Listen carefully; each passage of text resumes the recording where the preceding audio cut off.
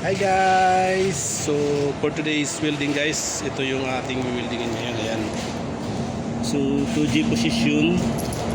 So ito yung ating kapal ng welding. 13 mula dito, pag ganito 13.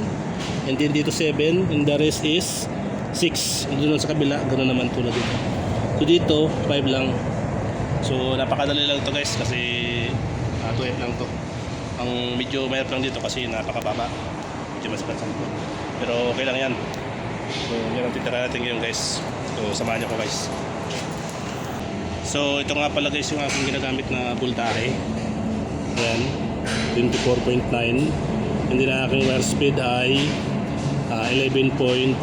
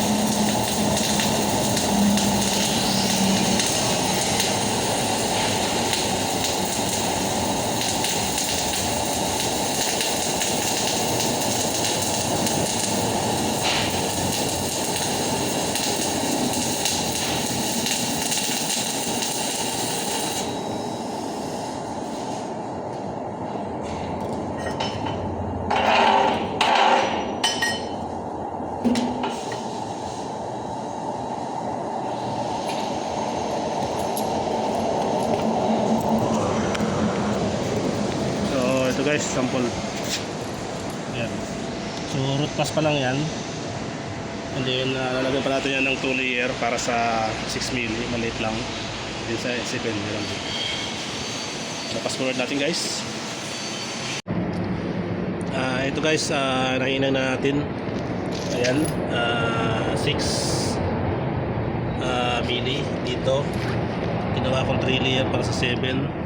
Ito guys, kulang pa to para sa 13. Ayan, so lalagdagan pa natin yan ng ilang pang layer, 4. Ayan. So dito, weldingan pa natin siya guys. Guys, ayan, tapos na siya. Ayan. Ito yung 13mm natin. Ito yung 7 natin. And then ito yung 6. And then ito naman po yung 5. Ayan. So dito guys, ang gusto nila dito yung dugtungan mo or yung pinagtapusan mo guys ay naka plus grind.